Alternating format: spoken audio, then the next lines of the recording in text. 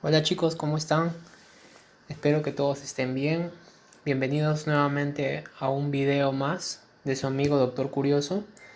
Y el día de hoy les traigo un nuevo tema que es referente a lo que es transcripción.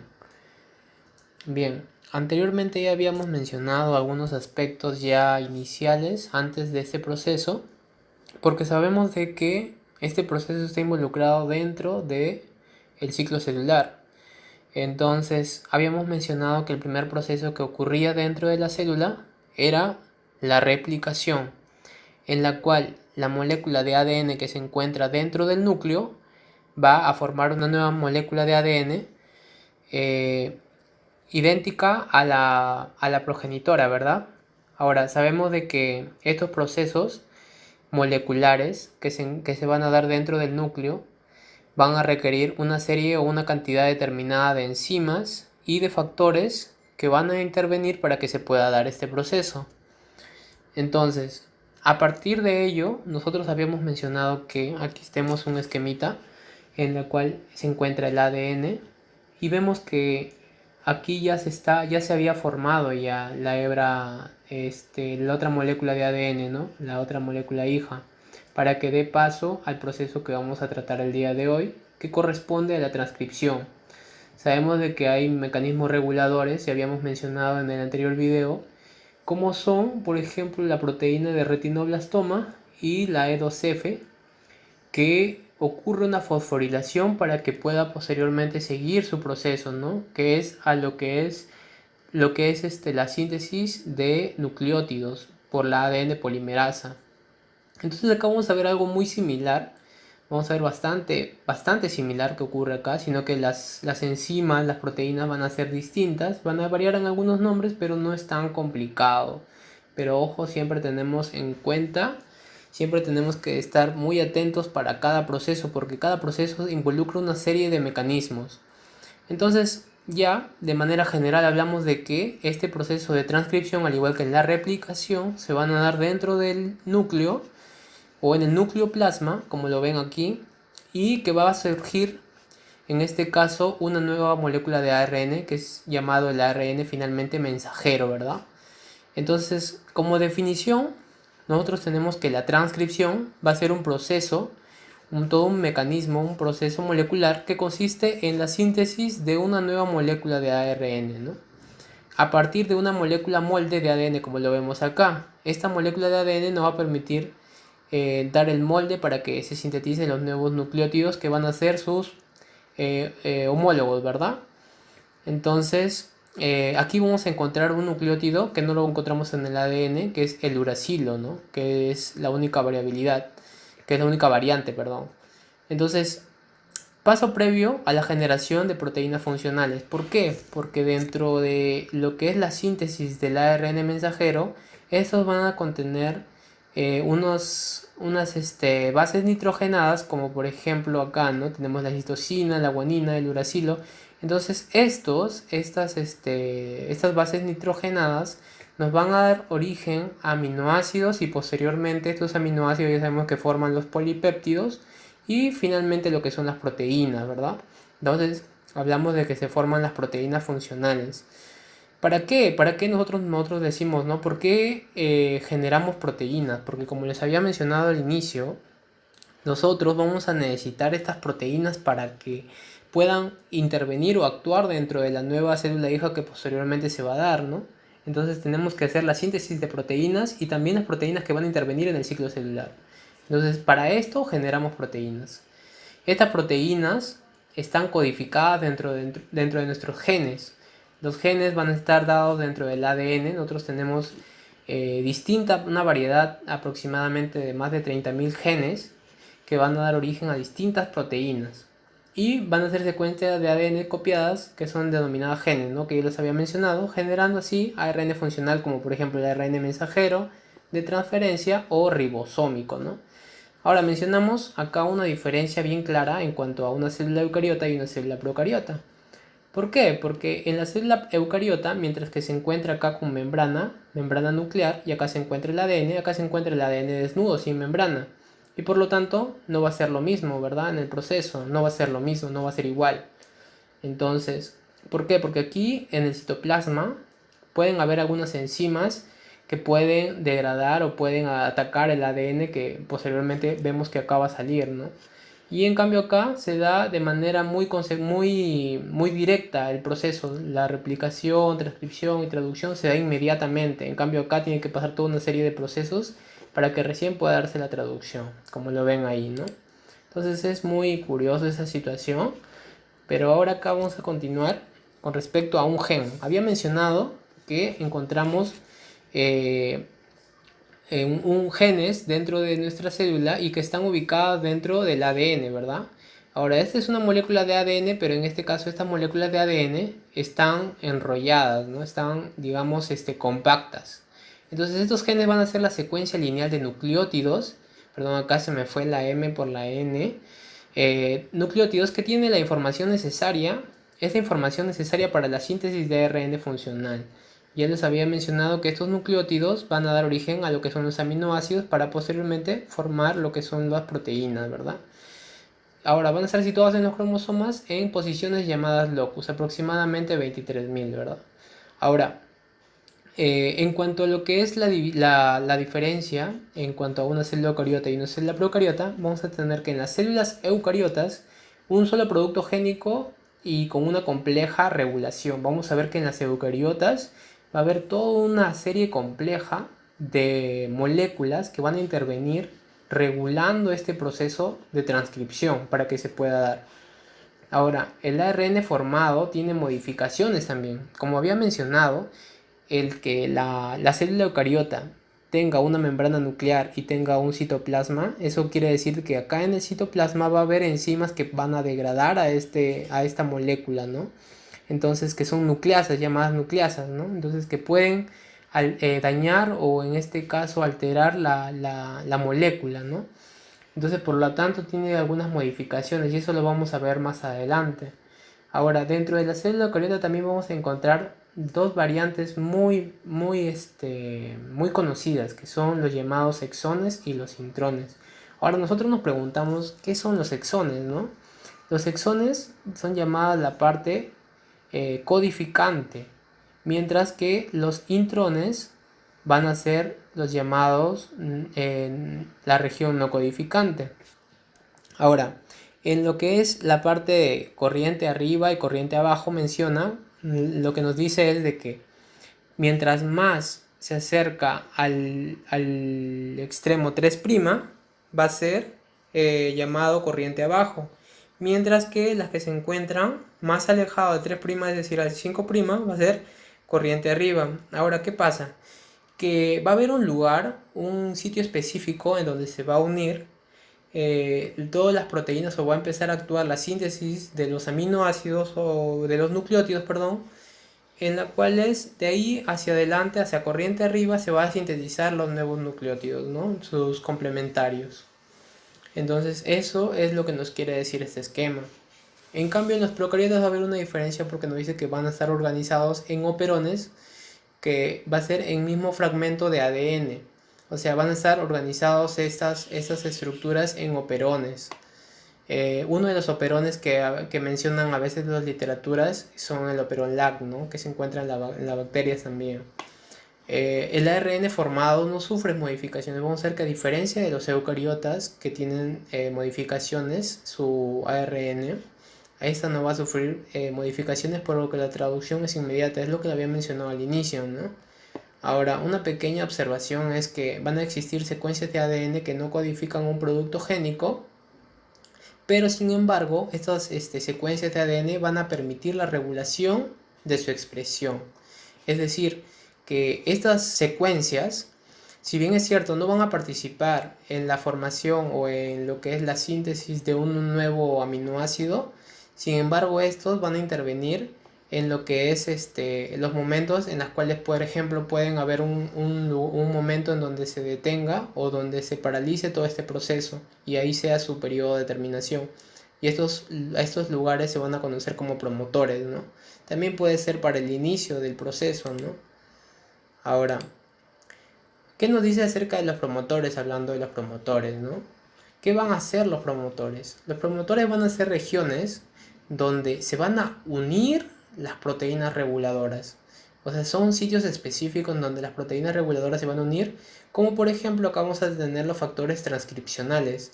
Y eso tenemos que tener muy en cuenta porque esos factores transcripcionales van a ser base para poder iniciar todo este proceso. Porque ¿qué pasaría si esos factores transcripcionales se encuentran alterados o no se encuentran en un momento dado? Entonces no va a poder proseguir el proceso, ¿no?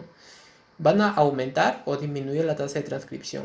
Estos van a hacer de que o bien se dé el proceso de transcripción o se prolongue o a su misma vez se suprima este proceso y por lo tanto no se dé la transcripción. Por lo tanto acá vamos a tener una división que nos menciona la literatura como un promotor mínimo y un promotor basal. El promotor mínimo nos dice que va a ser la región reguladora y va a ser indispensable en la transcripción. Sin embargo, también nos menciona de que no es imprescindible en la unión de la ARN polimerasa.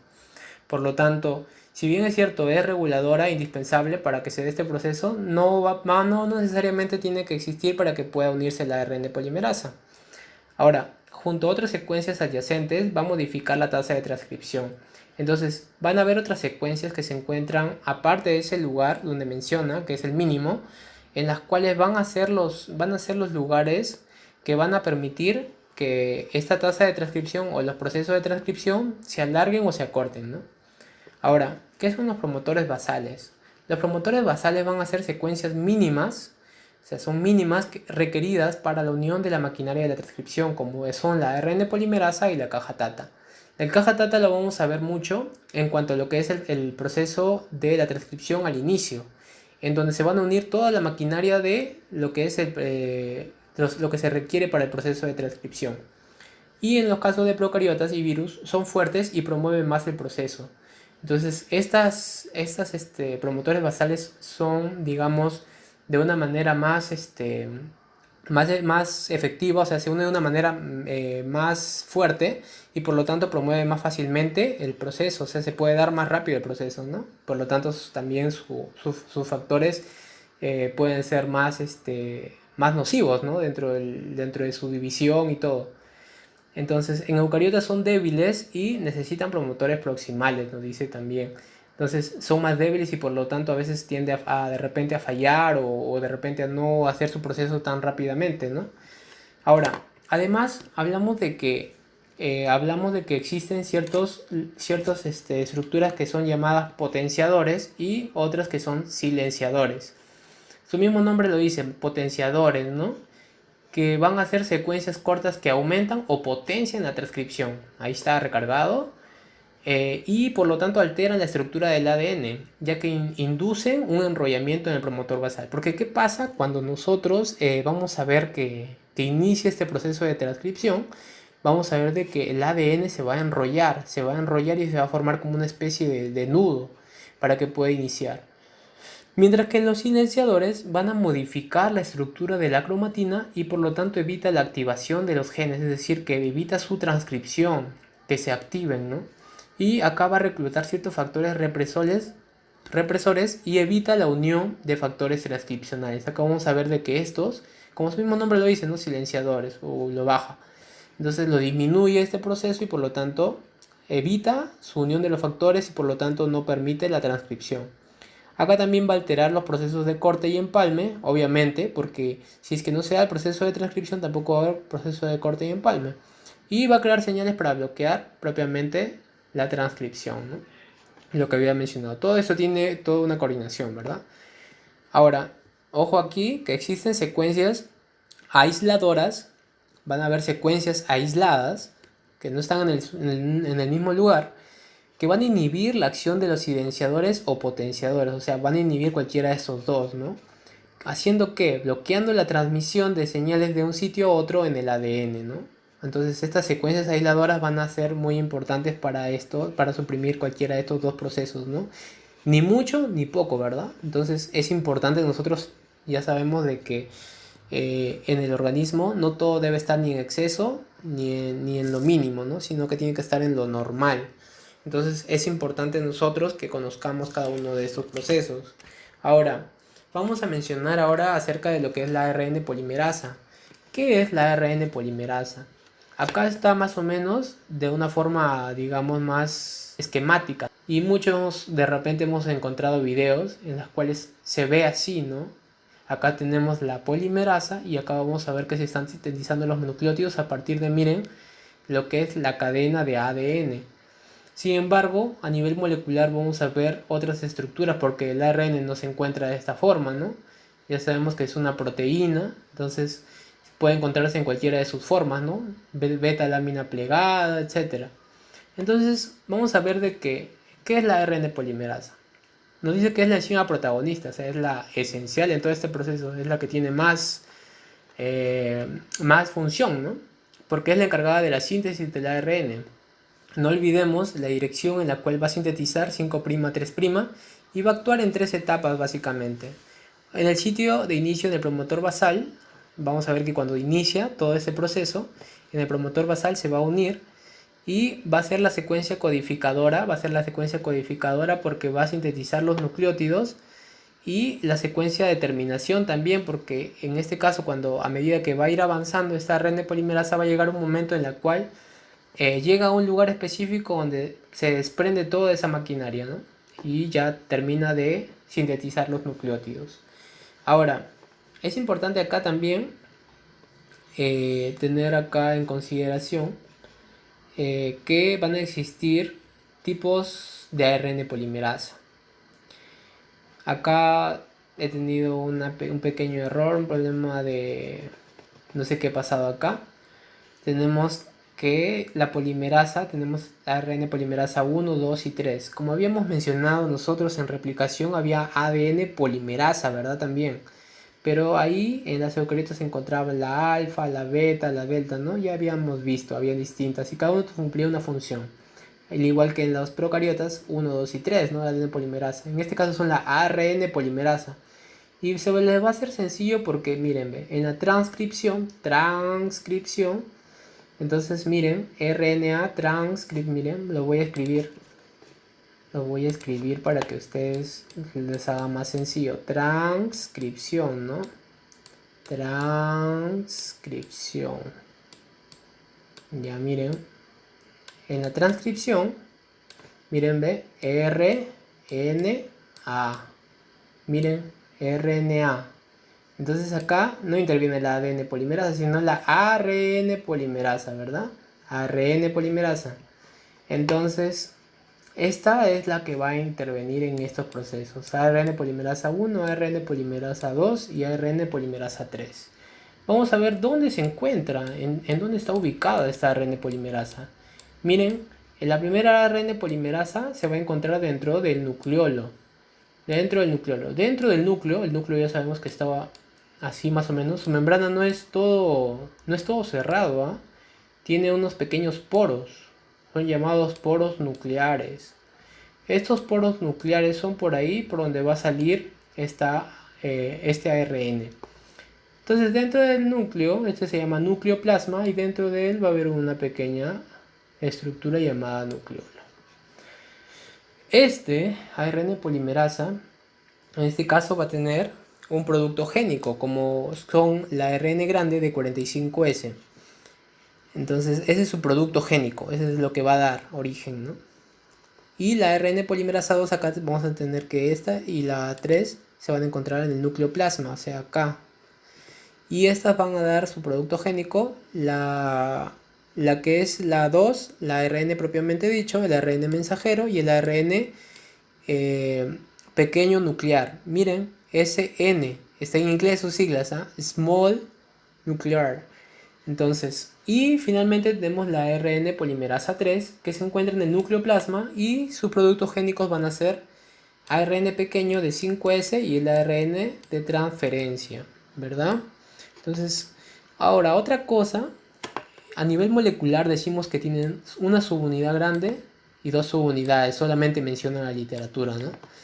Ahora, en la subunidad grande vamos a tener que se encuentra el dominio terminal carboxilo. Esto ténganlo en cuenta porque vamos a verlo más adelante, ¿sí? El dominio terminal carboxilo, porque tiene una función muy importante.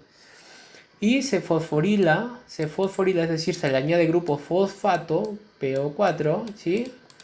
Ya, en residuos de serina y treonina. Esto es importante conocerlo Importante, ¿por qué? Porque aquí se va a dar el inicio de la transcripción, el corte del empalme, la modificación de los extremos de ARN y terminación. Entonces ustedes me preguntarán, pero aún no sabemos nada de esto. Entonces, esto todavía lo vamos a ver en un momentito. Y las dos unidades restantes van a permitir el reconocimiento del ADN y el sitio catalítico. Entonces van a permitir el reconocimiento, ¿no?, de lo que es el ADN para que pueda posteriormente darse el proceso de transcripción. Entonces continuamos con los factores transcripcionales. Vamos a ver de que los factores transcripcionales van a ser proteínas que se unen, estas se van a unir al ADN. ¿Y en dónde habíamos mencionado? En el promotor. El promotor ya sabemos que son los lugares donde va prácticamente a iniciar todo este proceso, donde se va a instalar toda la maquinaria del proceso de transcripción, ¿sí? Promotor, potenciador o silenciador para el control de la expresión de los genes. Ya sabemos, ¿no? Potenciadores, silenciadores, ¿no? Amplificar, reducir. Entonces acá vamos a tener de que los factores transcripcionales también se van a tener su división y van a dividirse primero en generales o basales y en segundo lugar en inducibles. Los generales o basales son requeridos para el inicio de la transcripción en todos los promotores basales. En todos los promotores basales. Ya habíamos mencionado esto de los promotores basales, ¿verdad? Entonces son requeridos para el inicio, nos dicen. Y toman el nombre de su ARN polimerasa. Es decir, si el factor transcripcional, actúa la ARN polimerasa 2, va a ser factor transcripcional 2, ¿no? Si es la 3, 3 va a ser. Entonces esto toma el nombre de su polimerasa. Entonces es sencillo, ¿no? TF, solamente sus siglas. TF, y si es la ARN polimerasa 2, TF2. Y ahí vamos a ver de que el otro nombrecito va a estar de acuerdo. Vamos a ver que vamos a tener TF2A, TF2B, TF2D, TF2F. Entonces, así sucesivamente. Y cada uno va a tener una función determinada, ¿sí? Ahora, las inducibles son requeridas para la expresión de un gen. Es decir, que estos factores transcripcionales van a ser necesarias o van a ser requeridas cuando ¿qué? Cuando se quiera dar lugar a una proteína determinada que se encuentra dentro de un gen, ¿no? Entonces, estas son requeridas, las inducibles. Y van a interactuar con el ADN y se unen preferentemente a regiones más distales, dicen, ¿no? A las regiones más distales. Se sintetizan o activan bajo un estímulo y controla la transcripción. Entonces necesitan un estímulo para que puedan activarse y por lo tanto también va a controlar la transcripción. Ya sabemos, estas son inducibles, ¿no? Su mismo nombre lo dice, induce, se inducen. Entonces continuamos con el proceso. Ya acá tenemos el proceso de transcripción y acá mucha concentración para que no se les pueda ir ningún puntito. Acá el proceso a veces puede ser un poco más, a veces complejo al inicio, pero después si le agarran la onda es muy interesante. Bien, acá tenemos una estructura. Le he querido, este es con un corte. Miren, este es el núcleo. No creerán que es así el núcleo como les había mencionado. Bueno, acá lo tratan de hacer con sus poros, miren, con sus poros nucleares. Y acá dentro se encuentra el ADN, ¿ya? Ahí dentro está, que está señalando la flechita, es el ADN. Y ahí lo sacamos nuestro ADN. Ahora acá lo tenemos el ADN. Esta es nuestra molécula de ADN. Ya tenemos nuestra molécula de ADN, que es lo que necesitamos, ¿no? Luego de la replicación.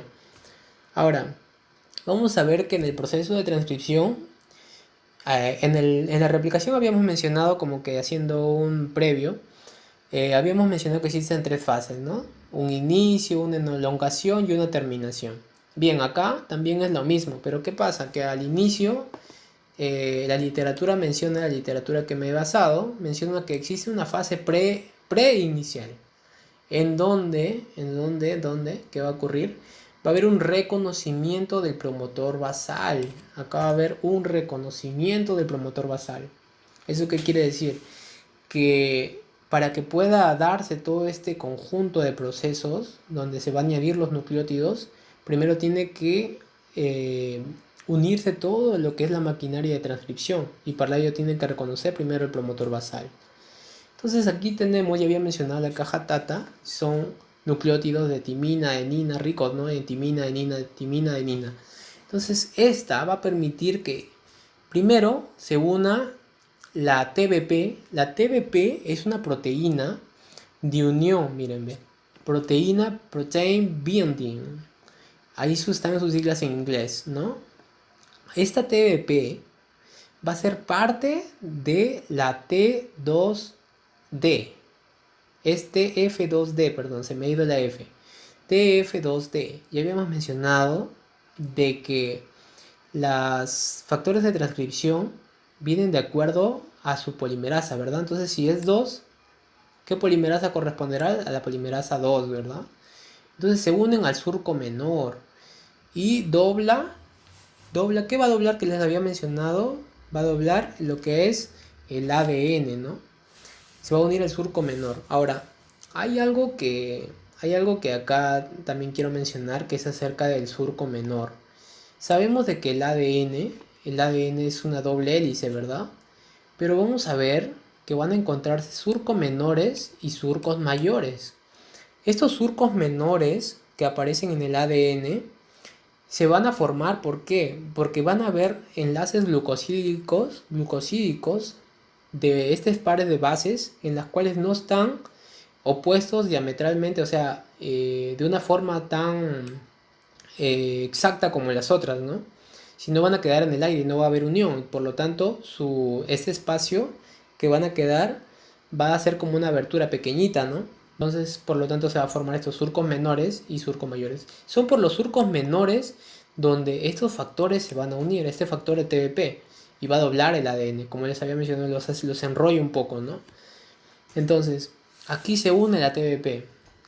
Y luego, vamos a ver de que la TF2B va a apoyar a esta TBP para que se pueda unir a este lugar.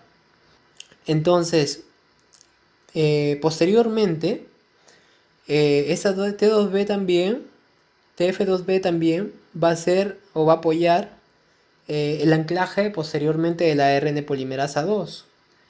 Y también aquí alguien que va a venir a ayudar es la TF2A, la cual va a permitir o va a dar la capacidad de unión de este TBP a lo que es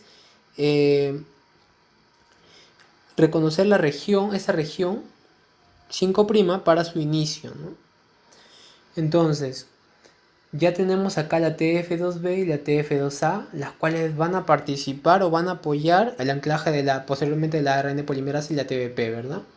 Entonces, como había mencionado, la TBP también viene con la TF2D.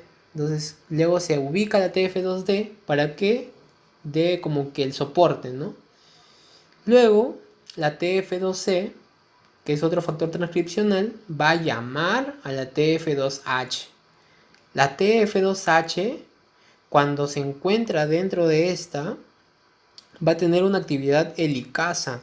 Habíamos mencionado, ¿se acuerdan? En el anterior proceso de la replicación, la helicasa la dibujamos como un triangulito, ¿verdad?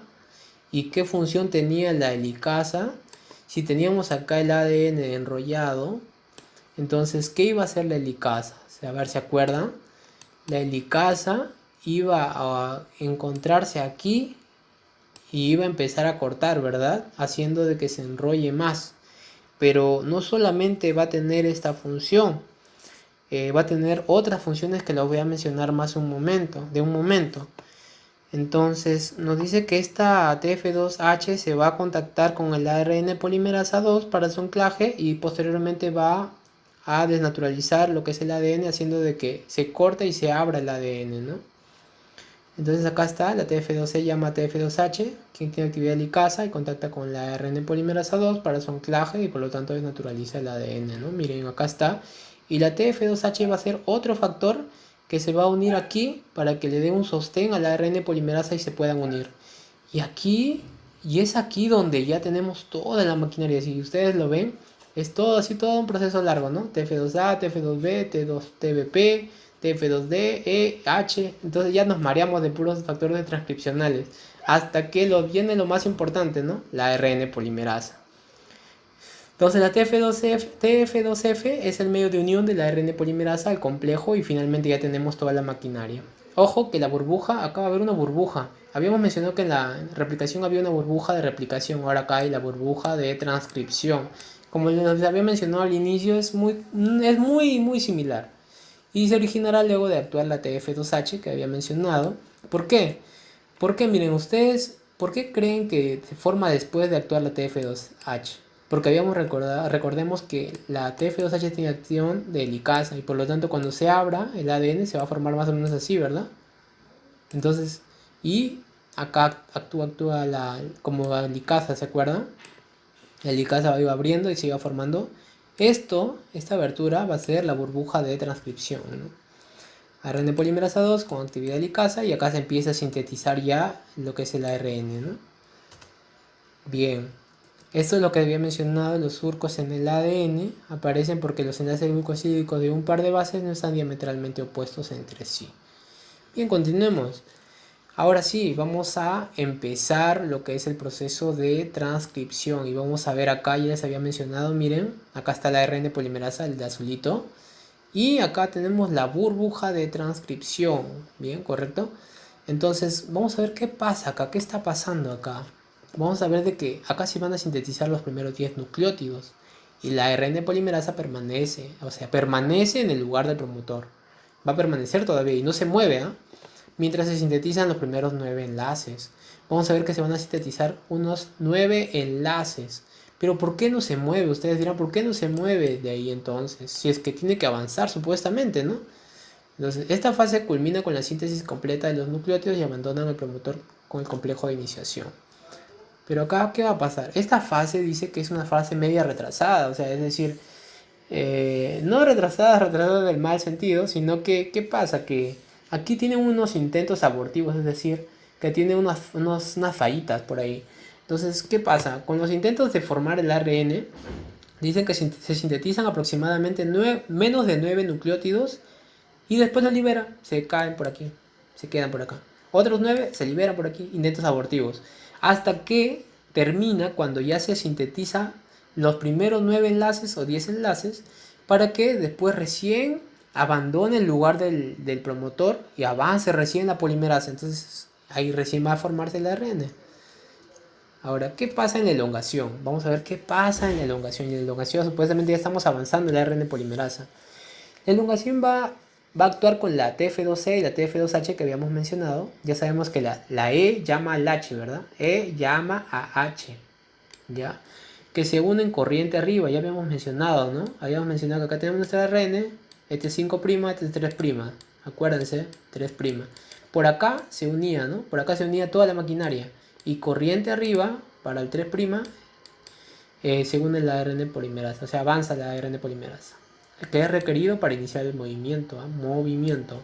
Cuando TF2C y TF2H se unen a la ARN polimerasa tienen funciones. Y acá vamos a ver cuáles son las funciones que tienen cuando se unen a la polimerasa.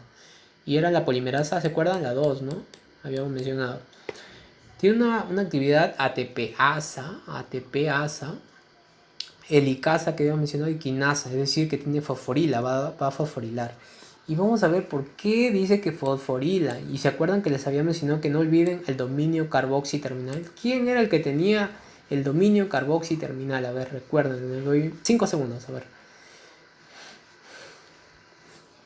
Bien, era la ARN polimerasa 2, ¿verdad? Que tenía un dominio carboxi terminal y justamente fosforilaba los residuos de serina, ¿no? Y tronina. Ahora, estos van a permitir que posteriormente se dé el inicio de la transcripción, ¿no? Ahora, la ARN polimerasa 2 va a sintetizar nuevos nucleótidos y posteriormente va a abrir las hebras de ADN, ¿no? Junto con su TF2H, ¿verdad? Que permitía la actividad helicasa. Ahora, los nucleótidos se unen de forma covalente, de una unión covalente a nivel molecular, al extremo 3OH del nucleótido que está previamente, ¿no? Si acá termina el nucleótido en uracilo, acá viene el otro nucleótido, miren, y en el extremo 3OH se va a unir y se va a formar asimismo el híbrido ARN-ADN. Se me fue acá.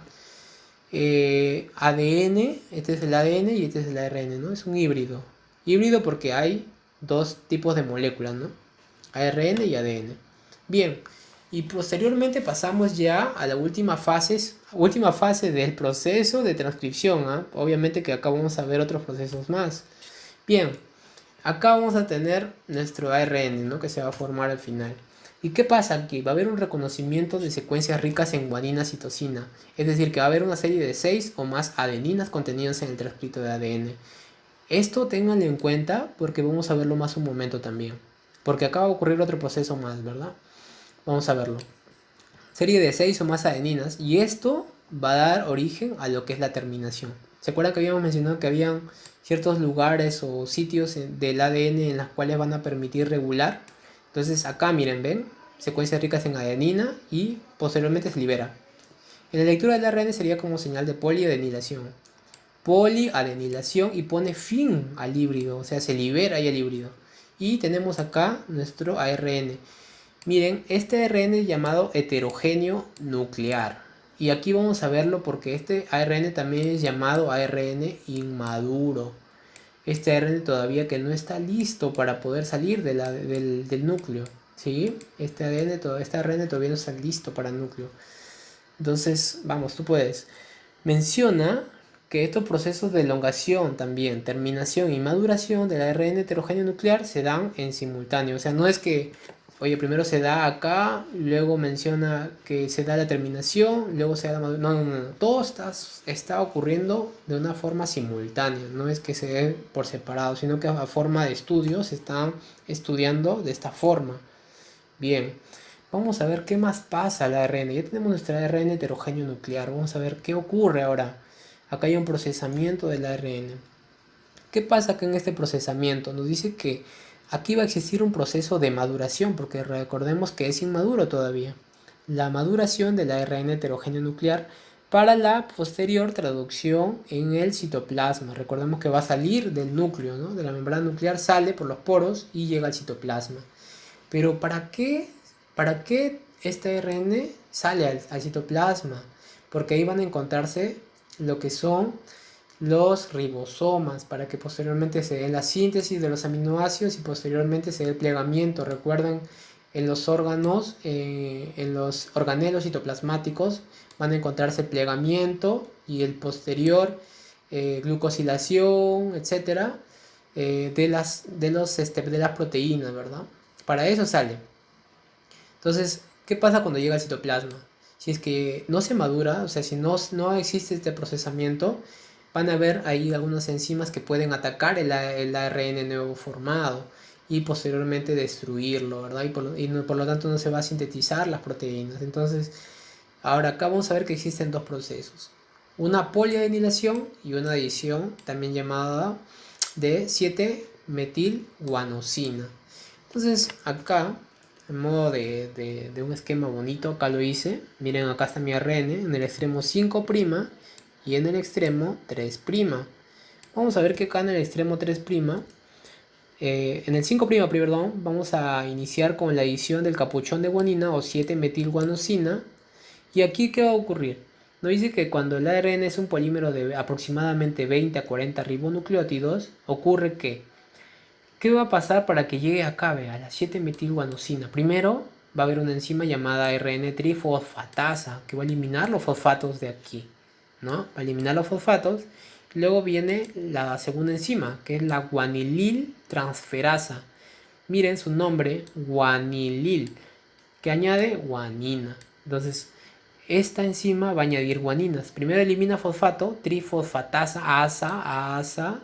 Cuando viene asa, entonces elimina. Transferasa, mira, transfiere guaninas, añade guaninas. Y la tercera, que es metiltransferasa, ya sabemos de que si es transferasa, transfiere ¿qué? Transfiere grupos metil. Metila el ARN en su extremo 5'. Y en el extremo 3', ¿qué va a pasar? Acá va a haber una poliadenilación o llamado la poli-A, la cual está ligada al proceso de terminación en la transcripción. Ya habíamos mencionado que existe una secuencia rica de adenina, ¿se acuerdan? Habíamos mencionado anteriormente. Entonces, miren, la ARN polimerasa es nuevamente el dominio carboxi terminal. Acá va a reclutar enzimas para la poliadenilación y acá va a actuar otra enzima que es la poli-A polimerasa. Poli-A polimerasa, miren, de poli de varios adeninas, polimerasa. Es como el ADN polimerasa o ARN polimerasa, pero en este es la poli-A polimerasa. Solamente le añades poli-A. Y añade alrededor de 200 adeninas. Miren, 200 adeninas, ¿eh? Varias adeninas.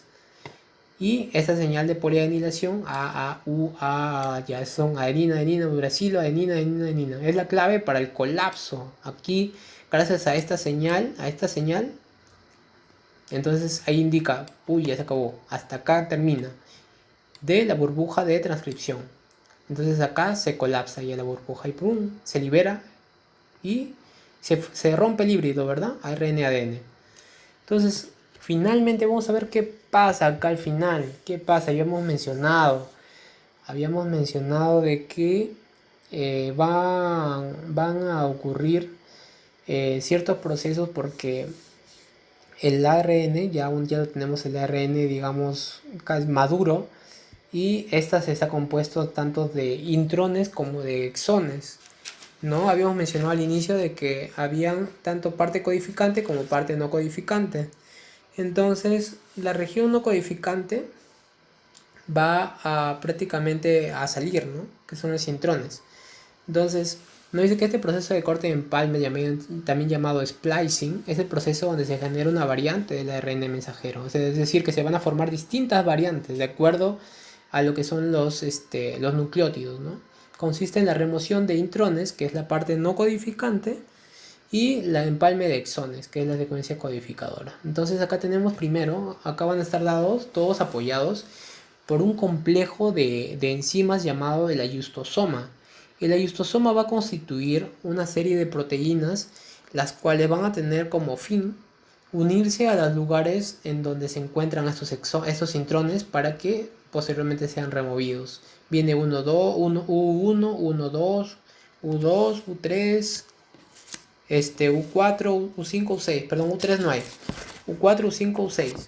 Entonces acá primero vamos a iniciar, acá tenemos nuestro ARN mensajero y acá tenemos nuestros U1 y U2 que son ayudados por proteínas para reconocer las secuencias en el sector 5', ¿verdad? Entonces acá vamos a ver que van a reconocer ciertas secuencias, obviamente que van a ser no codificantes para que posteriormente estas se puedan unir. Una vez que se unen, ¿qué va a pasar? Se van a acoplar acá y van a hacer de que se forme un nudo. Este nudo llamado también lazo intrónico va a formarse o va a plegarse, el ARN nos dice, por 4 U5 y U6, ¿no? Acá también, U1, U2, U4, U5, U6, ¿no? Estos de aquí, estas proteínas que componen el ayustosoma van a facilitar. Estos reconocen y estos facilitan ya, ¿no? El plegamiento. Producen un ataque nucleofílico, van a atacar estos nucleótidos en adenina y luego forman enlace fosfodiéster, dice. Da lugar al lazo intrónico. Acá se forma como una especie de nudo, ¿verdad? Entonces una vez que tenemos el nudo acá, que falta cortar acá y acá. ¿Para qué? Para que posteriormente se vaya este intrón y nos quede puros exones nada más. Entonces acá vamos a ver que para que se pueda dar esto, acá dice que se libera U1 y llega U6, dice acá llega un 6, ¿no? Ocurre transesterificación y libera el lazo intrónico. Acá, digamos, también va a ocurrir un proceso de empalme, ¿no? Gracias a la U5. Miren, acá está la U5 que va a empalmarlos, esto va a juntarlos. Libera U4 y solo entra U5 y U2. Acá también se libera U1, ¿verdad? Entonces es así como ya se libera el intrón, quedan los exones, nada más se quedan la parte codificante. Ahora estas partes pueden unirse para que sintetice distintos tipos de aminoácidos o proteínas, finalmente, ¿verdad? Bien, hasta ahí hemos llegado.